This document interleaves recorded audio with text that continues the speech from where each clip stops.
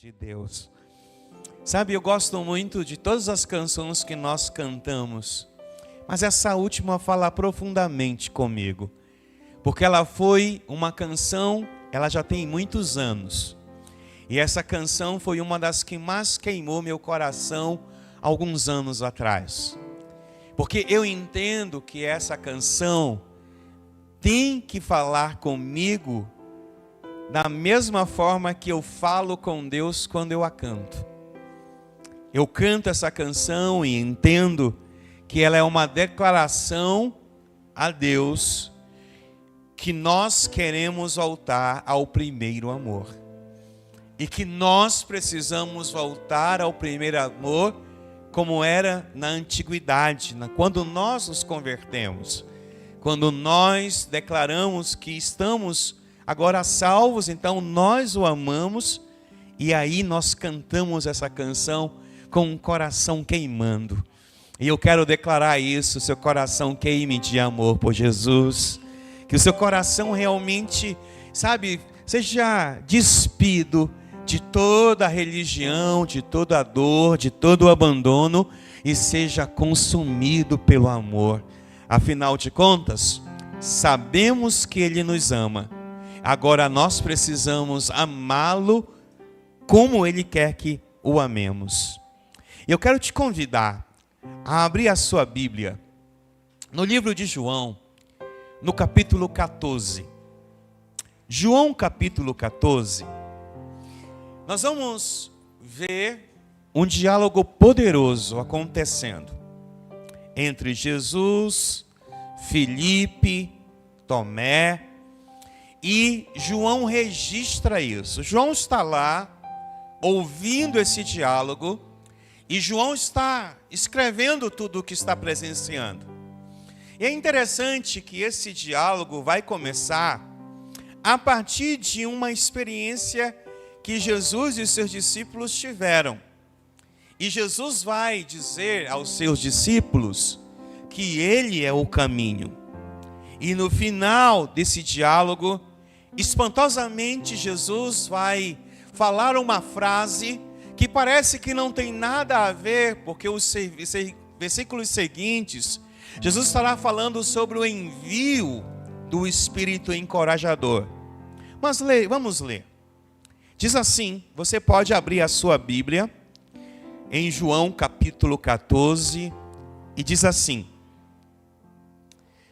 não deixem que seu coração fique aflito. Creiam em Deus, creiam também em mim. Na casa do meu Pai há muitas moradas. Se não fosse assim, eu lhes teria dito, vou preparar. Se não fosse assim, eu não lhes tinha dito, vou preparar lugar para vocês. E quando estiver pronto, virei buscá-los, para que estejam sempre comigo aonde eu estiver. Vocês conhecem o caminho para onde eu vou. Não sabemos para onde o Senhor vai, disse Tomé. Como podemos conhecer o caminho? Jesus disse, eu sou o caminho, a verdade e a vida. Ninguém pode vir ao Pai a não ser por mim. Se vocês realmente me conhecem, saberiam quem é o meu Pai. Mas, de agora em diante, vão conhecer e ver o Pai. Filipe disse, Senhor, mostra-nos o Pai e ficaremos satisfeitos.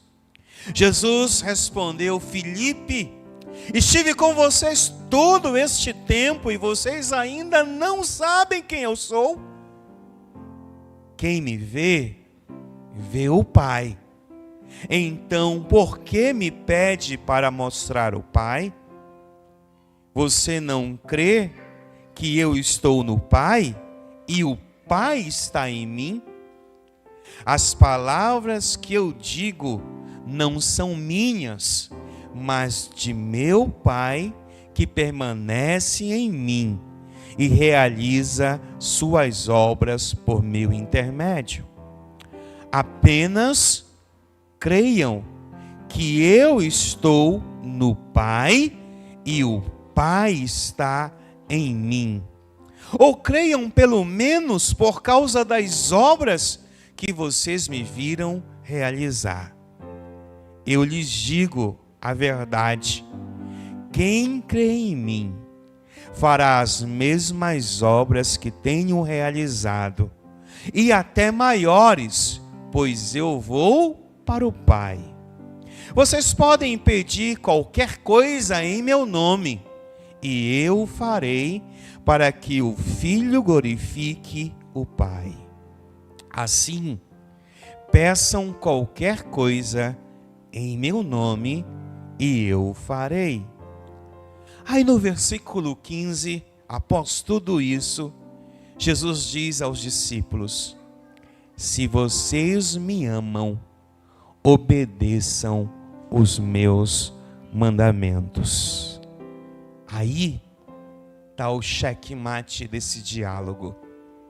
Você percebe que Jesus está falando sobre a sua revelação a partir da sua afiliação com o Pai. O Pai estava nele e ele estava no Pai.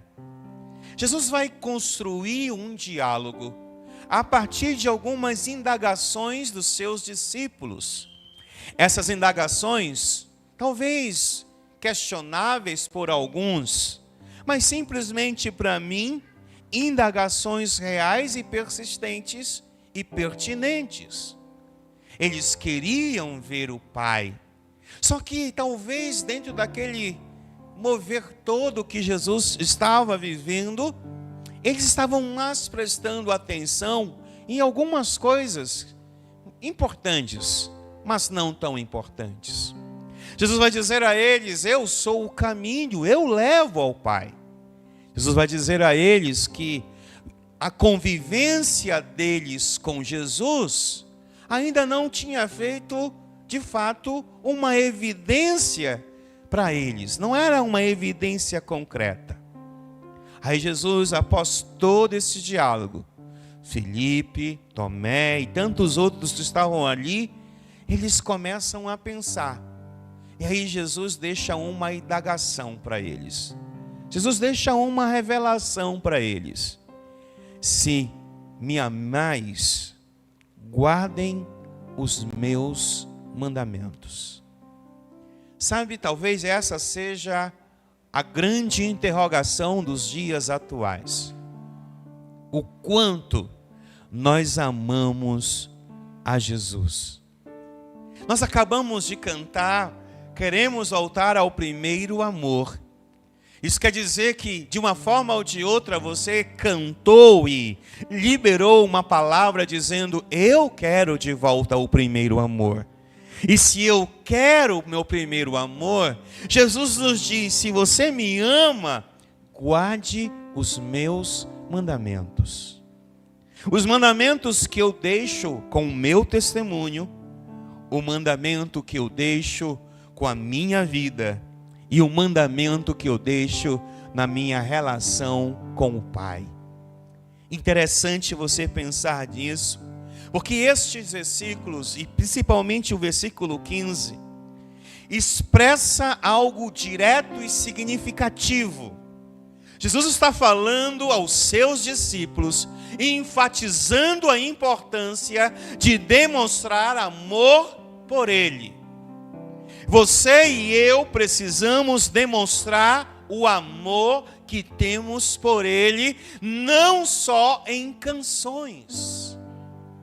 Porque em canções talvez seja fácil, difícil talvez seja no dia a dia, na labuta do dia a dia, nas circunstâncias do dia a dia.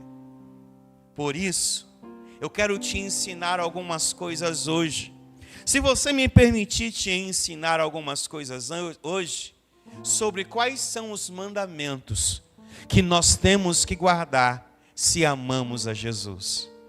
Porque se nós não guardarmos os mandamentos, não estará sendo algo concreto o nosso amor. Por isso, observe o que está escrito em Mateus, capítulo 22, versículo 37 e 38. Impressionante esse versículo. Um dos mandamentos que Jesus nos deixa é amar a Deus acima de tudo. Observe, Jesus respondeu: ame o Senhor, seu Deus, de todo o seu coração, e de toda a sua alma, e de toda a sua mente. Versículo 38, este é o primeiro e maior mandamento. Sabe, talvez você possa questionar esse mandamento, mas se você o ama, você tem que obedecer este mandamento.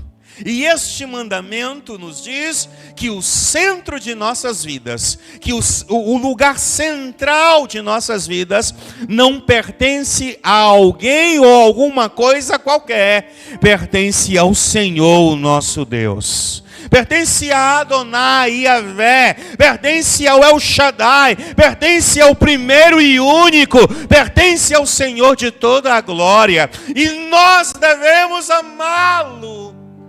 Amá-lo, amá-lo, amá-lo de todo o nosso coração. Não é um terço de nosso coração, não é a metade do nosso coração, é de todo o nosso coração.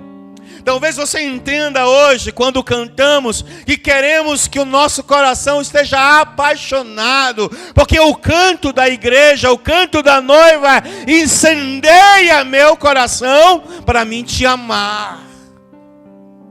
Você deve ter o seu coração incendiado para amar ao Cordeiro de Deus. Porque enquanto seu coração não for incendiado de amor, você sempre dividirá esse amor com outras coisas. Por isso Jesus está dizendo: o meu primeiro e maior mandamento, ame ao Senhor de todo o seu coração, de toda a sua emoção, que é a sua alma, e de toda a sua mente, que é o seu intelecto. O Senhor está falando da esfera ou da tricotomia humana. Ele está dizendo que nós precisamos amar ao Senhor. E amar ao Senhor não é uma opção. Amar ao Senhor é uma obrigação daqueles que foram alcançados por seu amor. Senão você torna-se um egoísta. Senão você torna-se uma pessoa que não sabe o que é amor.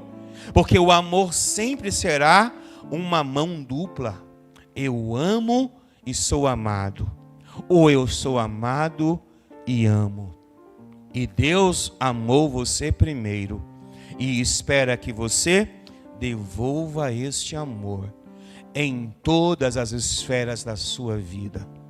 Porque se assim não for, você vai perder o ápice do amor. Amor precisa ser devolvido. E que o Espírito Santo hoje restaure o primeiro amor da sua vida.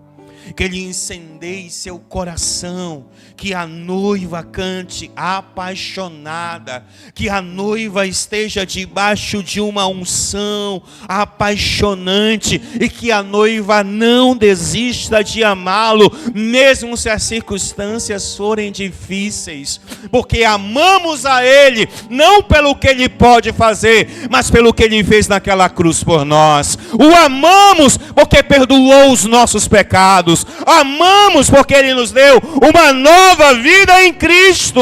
Amamos porque Ele nos fez nova criatura. Amamos porque tudo que era velho se fez novo através dele e em nós.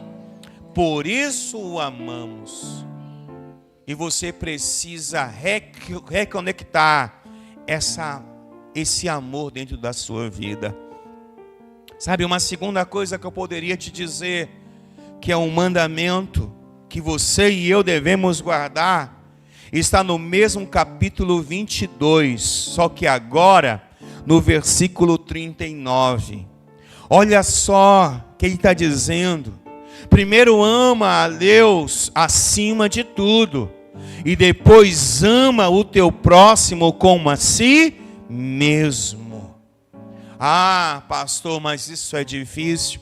Não quero saber. Esse é o mandamento. Ah, mas eu amo ao Senhor, mas eu não quero amar ninguém. Desculpa, então você não o ama. E diz o texto, o segundo, igualmente importante.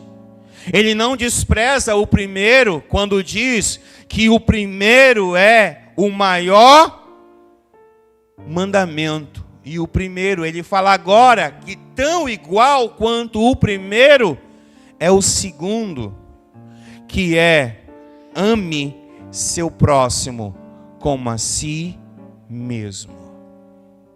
Não existe ninguém que diga que ama a Deus, que não esteja disposto a amar seu próximo. Ah, pastor, é difícil. Claro que é difícil, mas é um mandamento.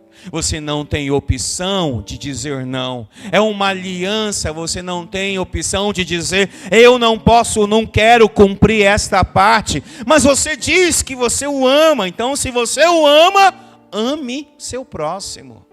Da mesma maneira que você se ama, que você se beija, que você não quer mal para você, ame o seu próximo. Ah, mas o meu próximo me persegue. Ame seu próximo. Ah, o meu próximo me odeia. Ame seu próximo. Ah, o meu próximo fala mal de mim. Ame seu próximo, porque esse é um mandamento. E é muito importante esse mandamento. Agora você pode dizer, eu não quero fazer isso. Se você disser que não quer fazer isso, eu posso questionar Jesus na sua vida. Porque você não pode dizer que ama ao seu próximo, se você não que você ama a Deus e não obedece o seu mandamento. Se você não consegue dizer um ai, diga um amém pelo menos. Porque se você não consegue entender isso, você está com um problema sério. E eu não estou dizendo que isso aqui é fácil. Para aqueles caras que ouviram isso no início, isso também não foi fácil. Imagina eles sendo perseguidos pelos romanos. Imagina eles perseguidos por tantas pessoas, ouvindo Jesus dizer, ame seu próximo, como você se ama. Mas são os meus mandamentos. Em João capítulo 14, versículo 15. Nós acabamos de ler, não é isso? 14, 15. Reafirma, se vocês me amam, obedeçam os meus mandamentos. Uau, isso é forte. E aí, o questionamento deve ser o seguinte, a construção do pensamento é o seguinte: quais são os mandamentos que eu tenho que obedecer? O primeiro é amar a Deus. O segundo é amar a si mesmo. O terceiro é perdoar os outros. Em Mateus capítulo 6, versículo 14 e versículo 15, ele vai dizer, porque talvez uma das coisas mais difíceis para mim compreender na Bíblia é que mesmo ele crucificado, mesmo ele passando por série de situações amargas, difíceis, complicadas, ele ainda olha para o céu e disse, Pai, perdoa-os, porque não sabe o que fazem. Talvez isso fosse uma declaração de amor, e foi uma declaração de amor. E aí a minha pergunta é, Por que nos achamos maiores do que Jesus para não perdoar as pessoas? Observe. No versículo 14 diz: seu Pai Celestial os perdoará, se perdoarem aqueles que pecam contra vocês. Lógico que isso aqui é forte. Como diria um crente bem pentecostal em qualquer lugar, isso é forte, Jeová. Isso é forte. Ontem eu estava num lugar com alguns irmãos aqui, tinha um crente na minha frente, e eu ouvi aquele crente dizendo: isso é forte, fala, Jeová. E isso para mim me chamou a atenção, porque às vezes queremos que o Senhor fale, mas não queremos que Ele fale o que nós precisamos ouvir. Queremos que Ele fale o que nós queremos ouvir. Posso ouvir um amém? Você não precisa ouvir o que você quer. Você precisa ouvir o que você precisa. Porque se ouvir o que você quer, você torna-se um filho mimado. Mas se você ouvir o que você precisa, você torna-se um filho maduro. As suas reações de maturidade serão outras. A sua reação de filho, talvez sem maturidade, seja aquela de dizer: eu não precisava ouvir isso. Sabe, às vezes nós precisamos ouvir coisas que não queremos, mas precisamos. E eu quero declarar no nome de Jesus que tudo que ouvimos será para o nosso crescimento, desenvolvimento, será para a nossa expansão mental, física e espiritual, para nos encontrarmos como filhos maduros. O problema é que nós não queremos maturidade. Porque às vezes achamos que nossa imaturidade é a melhor. Não. Se vocês perdoarem aqueles que pecaram contra você, seu Pai Celestial os perdoará. Se recusarem perdoar os outros, seu Pai não perdoará os seus pecados. Isso é uma mão dupla. Eu estava falando isso, acho que na sexta-feira, com o Ivan e o Adriano, sobre a questão das promessas que estão vinculadas a algumas coisas. E nós usamos ali o dízimo como pano de fundo. E eu dizia a eles que não adianta você fazer, Deus fazer a parte dele, se você não fizer a sua parte. Para Deus é muito mais fácil fazer a parte dele. Para nós é muito mais difícil. Mas é nessa dificuldade que nós vamos crescer, que nós vamos romper. E eu quero dizer a você que Deus quer romper na sua vida. Deus quer perdoar seus pecados. Deus quer tirar toda a culpa de cima de você. Deus quer rasgar a dívida que você tem diariamente, porque todos nós pecamos diariamente. Todos nós erramos diariamente. Talvez não pecamos premeditadamente, mas pecamos acidentalmente, mas assim mesmo pecamos. E se queremos ser perdoados por Deus, precisamos atrelar esse perdão ao perdoar as pessoas. Se não for assim, você terá um problema. Aí você diz: pastor, isso é muito difícil. Cara, nunca foi fácil. Desculpa o cara. Irmãos, deixa eu ser mais crente. Irmãos, varão e varoa, nunca foi fácil fazer o que Jesus ensinou. Mas é isso que nos diferencia de qualquer outra situação ou pessoas lá fora. O que nos diferencia não é carregar uma Bíblia debaixo do braço ou na mão, ou levantar nossas mãos e cantar uma canção. O que nos diferencia é o nosso comportamento. Se não houver tiver um comportamento mudado, transformado, estamos perdendo tempo. E não tarda, ele virá. E não tarda, ele baterá a porta. E se nós formos pegos de surpresa, não teremos tempo de nos corrigir. Por isso o Espírito fala à igreja. E a igreja apaixonada, ela vibra porque o Espírito está falando com ela. E ela sabe que ela tem que se preparar. Porque a noiva de verdade está cingindo a sua vida com óleo, com a presença do Cordeiro de Deus. Você pode dizer um amém por isso? Afinal, você é uma noiva apaixonada. Ou não é apaixonada? Ou tudo que nós cantamos, dançamos, pulamos aqui é só da boca para fora? Porque se é só da boca para fora, querido, eu sinto muito. Mas você está perdendo o melhor momento da sua história. Sabe, igreja, nós temos ouvido a voz do Espírito. E mais do que ouvir, nós precisamos corresponder aos anseios do Espírito.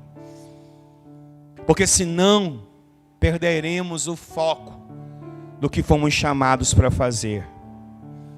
Se você abrir a sua Bíblia, por gentileza, no mesmo livro de Mateus, no capítulo 20, no versículo 26 e 28, Jesus vai nos dar um outro mandamento, que é servir ao outro com humildade. Sabe, ontem eu ouvi uma palavra que Deus mexeu muito no meu coração. Mas o que mexeu muito com o meu coração foi uma frase que o ministro nos ensinou. A olhar para o outro e dizer ao outro: você é superior a mim. Sabe, a gente tem que começar a aprender isso. Eu posso ter um título, mas não é o título que me faz ser um servo de Deus. Eu tenho que saber viver sem usar o microfone. Eu tenho que saber viver sem usar o altar. Tem gente que não sabe viver sem o altar, sem o microfone, sem isso, sem aquilo outro. Eu quero viver amando a Jesus em todo o tempo. E para amar Jesus todo o tempo, eu tenho que vê-lo como superior a mim. Eu tenho que olhar você como um servo de Deus e tenho que ver você com superioridade. Ah, mas eu não gosto. Ah, ele é feio, mas eu o amo. Ele é feio, mas ele é superior a mim. Ele é superior a mim. Por que ele é superior? Porque Jesus me disse que eu tenho que amar o próximo como a mim mesmo. E ele me disse isso aqui, olha. Mateus 20, 26.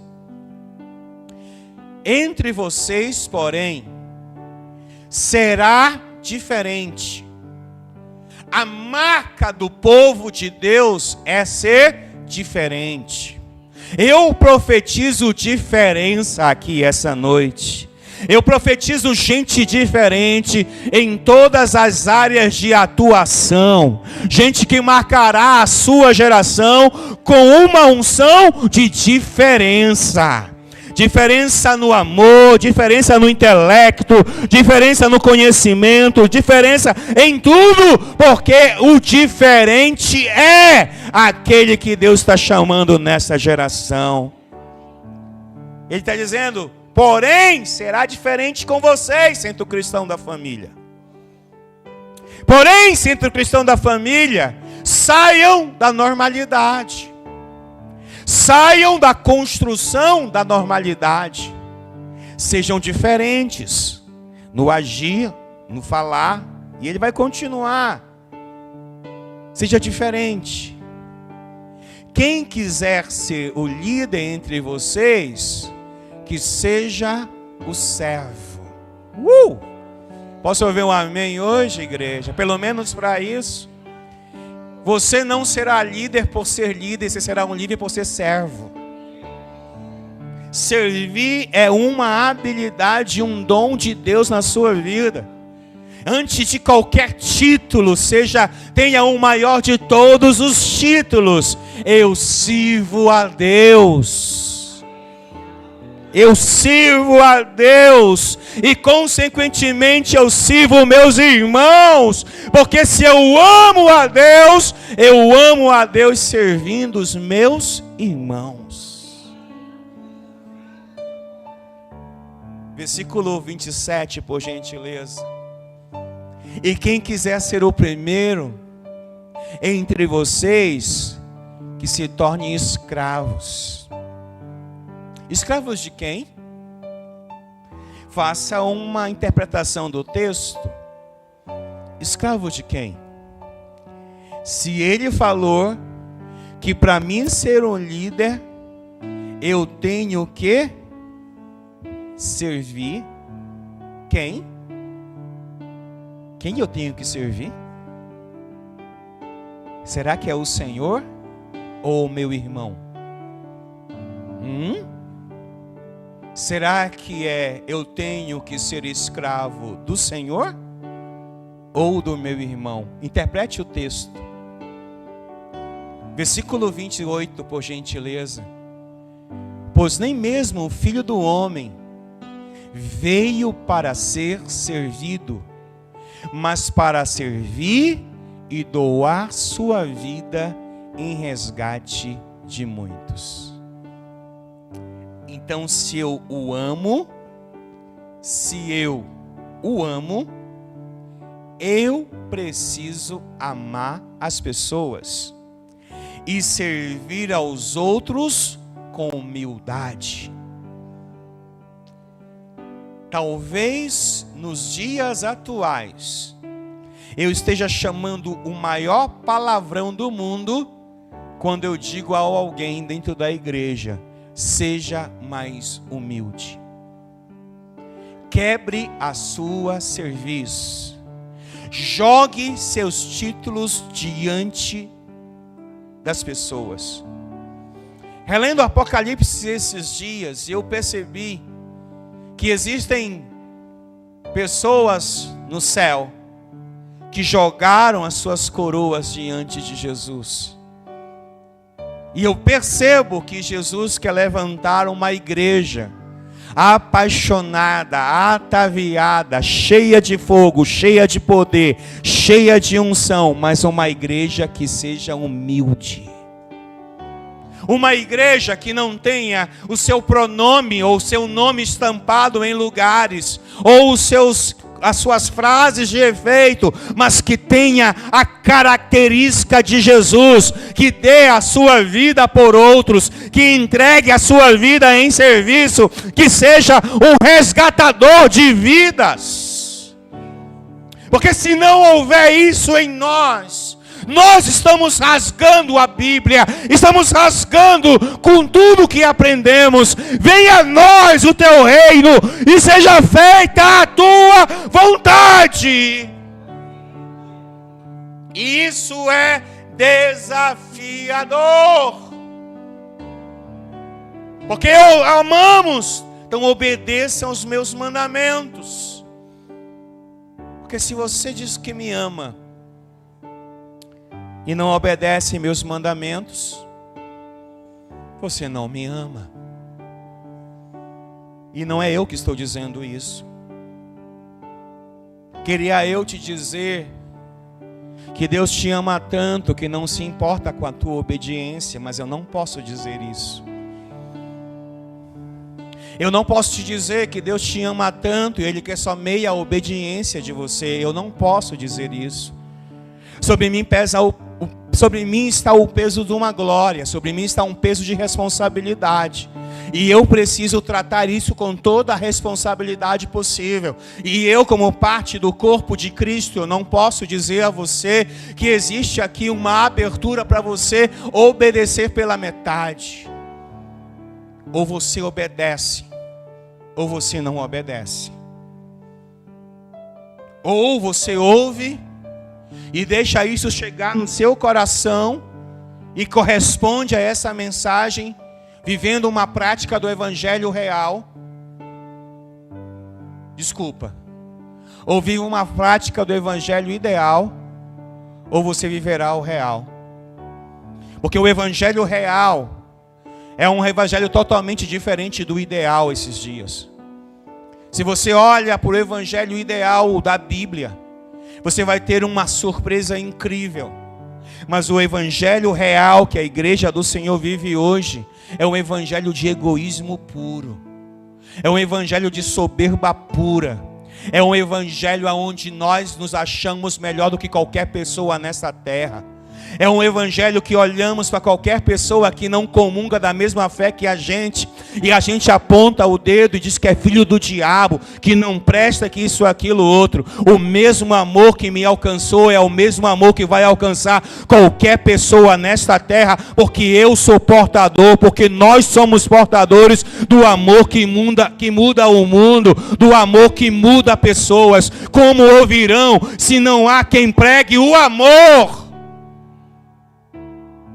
Fácil é apontar o dedo, difícil é sair de dentro da nossa comodidade e dizer: Jesus te ama, Ele quer perdoar seus pecados.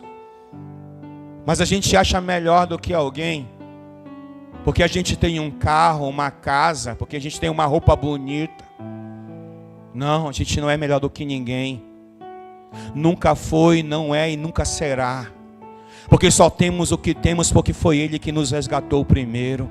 Só somos o que somos porque Ele estendeu a sua mão primeiro. Estávamos no pecado, estávamos distantes, e Ele estendeu a sua mão para nós e nos deu o poder de sermos chamados filhos de Deus. Só somos filhos de Deus porque Ele nos amou, e chegou a hora de dizer ao mundo que nós amamos as pessoas, que nós servimos as pessoas, porque Ele nos amou primeiro, e parte da retribuição deste amor é amar as pessoas e obedecer os seus mandamentos. Difícil, complicado, mas a verdade. E quero dizer para você, se você o ama, você deve viver em integridade. Observe o que diz Mateus capítulo 7, versículo 37. Integridade é o que está faltando hoje na igreja, irmãos. Pessoas que não são íntegros, ministérios que não são íntegros, irmãos que não são íntegros.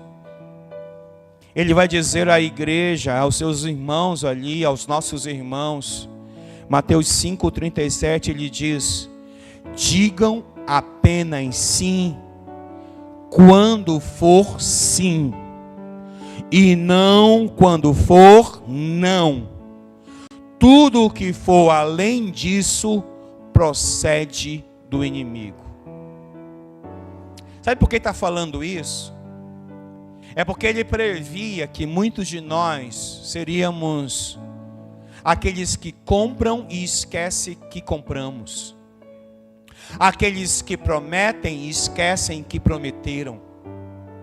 Aqueles que imaginam que as outras pessoas não prestarão atenção nas suas falas e que não iriam cobrar as falas das outras pessoas.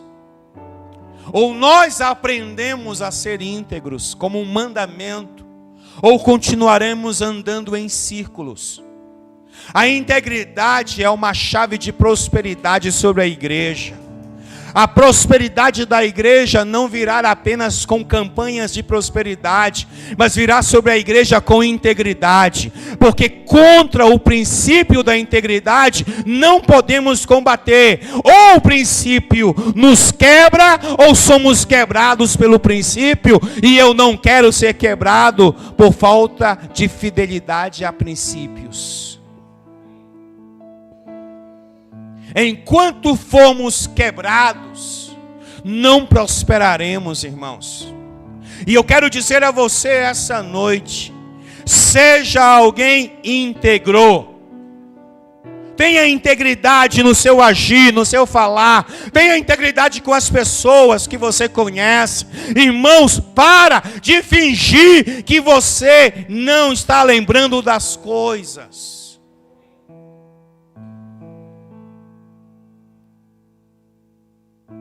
Você não teve amnésia. Você teve sem vergonhice. E às vezes achamos que Deus não está vendo. Eu vou te dar outro princípio de prosperidade. Seja alguém que corrige os seus erros. Peça perdão e vá corrigir seus erros. Vá até as pessoas e diga: eu errei contra você e eu quero pedir perdão e consertar a minha vida. Isso vai te fazer prosperar. Ou você nunca se perguntou às vezes, por que você não está vivendo o que Deus quer para a sua vida? Seja mais inteligente, seja mais coerente, faça um exame semanal, diário, pergunte a você mesmo aonde está o erro, porque às vezes você está fingindo que não tem erro e há erro sim. E Jesus está dizendo: seja alguém que quando for necessário dizer sim, diga sim. Mas quando for necessário dizer não, diga não. Porque sapateado de catita é do maligno. Diga um amém, pelo amor de Deus.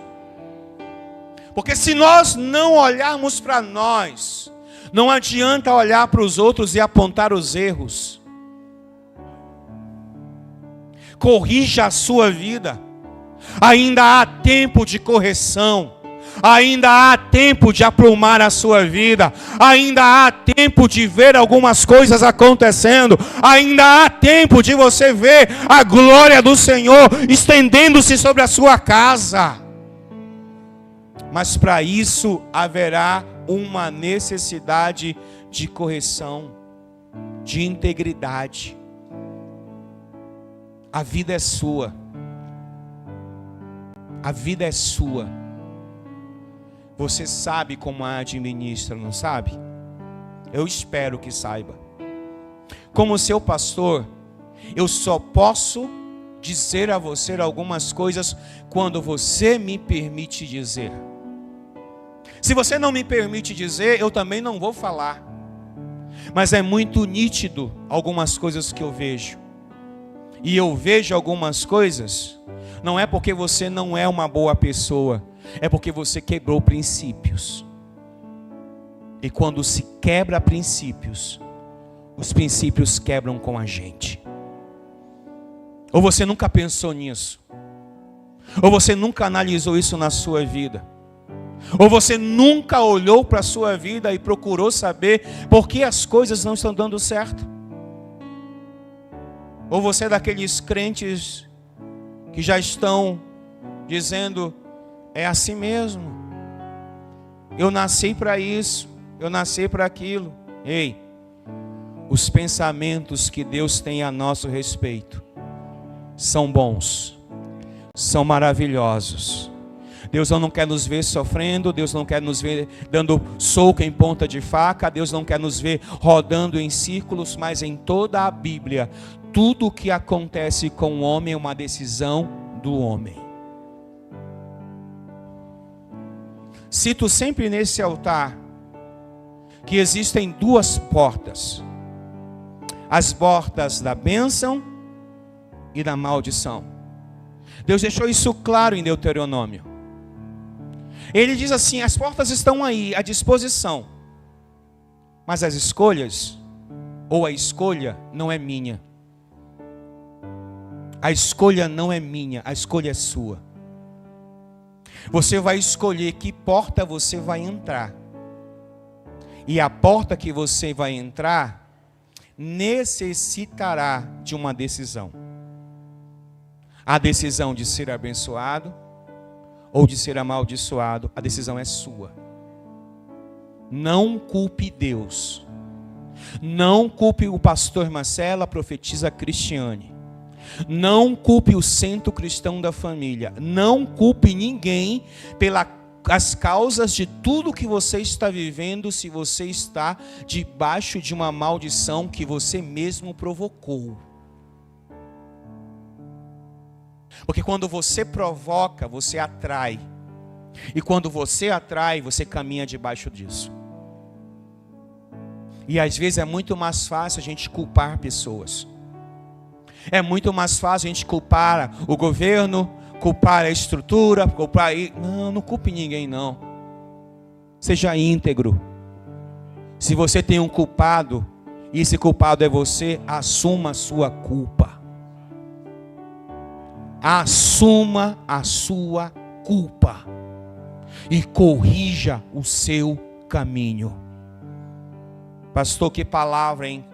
Não estou preocupado com você. Se você vai gostar dela ou não. Eu estou preocupado em você endireitar a sua vida. Eu estou preocupado porque daqui a pouco você vai sair pelaquela porta e você vai enfrentar uma semana cheia de obstáculos, cheia de situações que você nunca nem imagina. Há coisas que você está querendo resolver há meses, há anos e não consegue resolver porque você precisa corrigir o seu caminho. E o Senhor quer te dar muita grandeza dele, Ele quer te dar muita fartura, mas Ele não pode fazer se você não deixa Ele fazer. Seja mais íntegro. E que você possa receber essa palavra. E que você possa se transformar em uma pessoa que quer voltar ao primeiro amor. Pastor, mas por que tudo isso? Porque hoje encerramos um ciclo.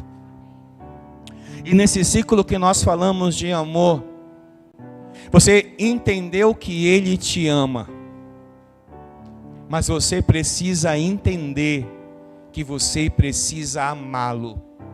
E se você o ama, você obedece seus mandamentos. Ai, pastor, é duro, é difícil. Não se preocupa. É duro, é difícil, mas você consegue. Se você quiser, é claro. Essa vidinha, a vidoca que nós vivemos, ela precisa mudar, irmãos. Irmãos, eu não sei se você está cansado de tanta coisa. Você até fala, né? Eu estou cansado, estou sobrecarregado. Mas às vezes você não quer tirar o peso que está nos teus ombros. Ah, mas o Senhor disse que Ele vai me dar um fardo leve e suave. É, mas Ele disse que é eu que tenho que jogar o fardo que eu tenho na presença dEle. Atitude. Atitudes. E eu não posso tomar atitudes por você. Eu não posso tomar atitudes por minha esposa, por os meus filhos. Eu só posso tomar a atitude por mim. Agora, eu decido. Deus não me obriga a nada. Muito melhor seríamos se nós adorássemos um Deus como os muçulmanos adoram. Porque os muçulmanos não têm opção de fazer ou não fazer. Eles são obrigados a fazer. E isso os faz muito mais devotos do profeta Muhammad ou de Alá do que os crentes de Deus ou de Jesus. Isso é uma pregação para outro momento. Mas precisamos amá-lo. Você decide. Quero te convidar a ficar de pé, por gentileza. Eu quero orar junto com você. Eu quero pedir ao Espírito Santo que nos ajude.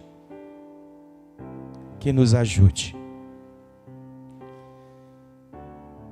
Eu tenho um alerta a trazer à igreja do Senhor. Quando menos você esperar, o Senhor se apresentará nos céus. E Ele vai nos cobrar de tudo que nós falamos e não vivemos. Não preciso ser um profeta ou trazer essa profecia. A Bíblia já diz isso.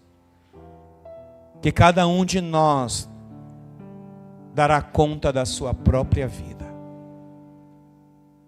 Os dias se aproximam.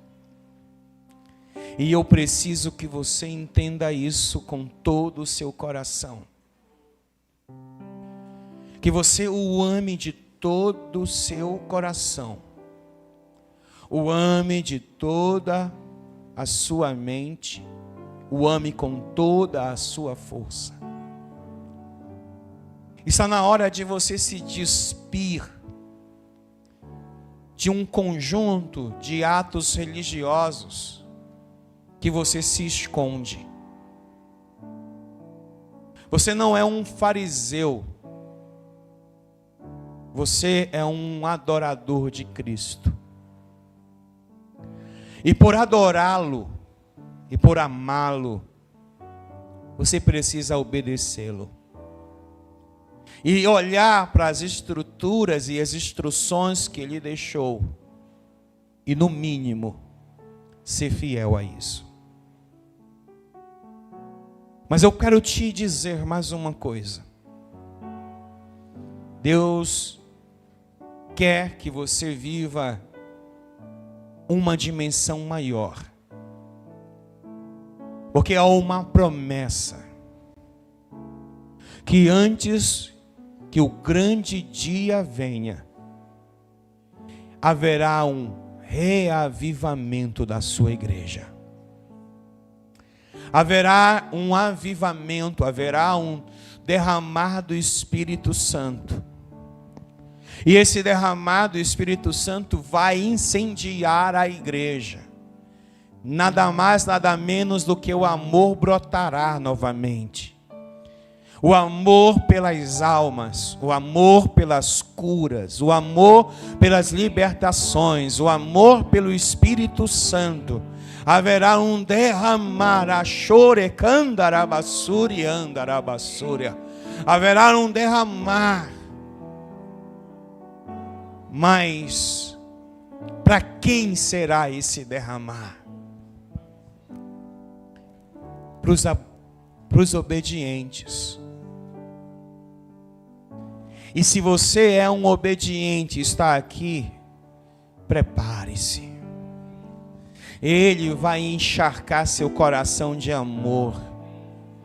E você andará por essa terra amando as pessoas. Você servirá essa igreja amando as pessoas. Você andará por aí olhando para as pessoas e não desistirá delas e não deixará elas voltarem de mãos vazias, porque você estará cheio do amor dele. O amor que o fez curar os leprosos. O amor que o fez entrar na casa de Zaqueu. O amor que o fez curar o cego Bartimeu. O amor que o fez entrar na casa de Jairo. O amor que o fez entrar na casa de Pedro e curar a sua sogra. O amor que o fez amar aquele endemoniado em Gadara. O amor que o fez fazer aqueles homens fazerem a pesca maravilhosa. O amor que o fez multiplicar o pão e os peixes. O amor que o fez ressuscitar a Lázaro 3 dias depois de morto. Tudo isso não era só uma missão. Tudo isso era uma comissão gerada por amor. Então, se você o ama, obedeça os seus mandamentos e flua naquilo que ele tem para você. Senhor,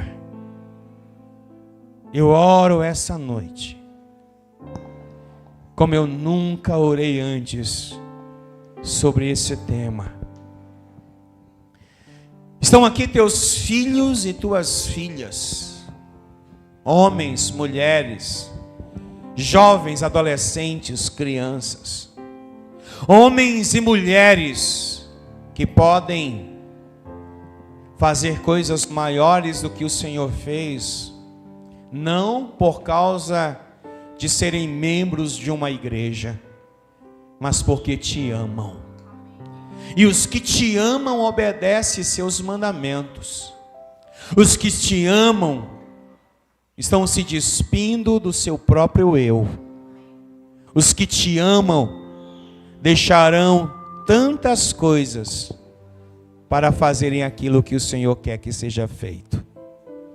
Batiza o centro cristão da família com o teu amor. Eu não posso fazer isso. Eu não posso. Até João Batista reconheceu isso, quando disse que ele poderia batizar nas águas, mas viria um que os batizaria com fogo. E esse fogo é o teu amor, Senhor. Nada mais, nada menos do que o fogo do teu Espírito é o nosso amor por ti.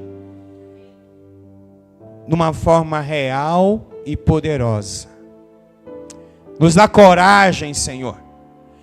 Nos dá coragem para corrigir a nossa vida. Nos dá coragem, Senhor, para corrigir os nossos passos. Nos dá essa coragem. Para olharmos para dentro de nós e ao nos examinar, possamos reconhecer que falhamos. E que possamos reconhecer que o Senhor é forte, poderoso, inigualável, para corrigir nossos erros. Por isso, Senhor, nos submetemos a esta palavra. Como igreja do Senhor, ouvimos a Tua palavra e pedimos forças para obedecê-la. Pedimos forças para entendê-la. Pedimos compreensão para sair daqui hoje e enfrentar a nossa vida lá fora de uma forma diferente. Porque o mundo não vai mudar, mas nós podemos mudar, Senhor. Nós podemos mudar. Nós podemos mudar. É o que eu oro, no nome de Jesus. O amém da igreja.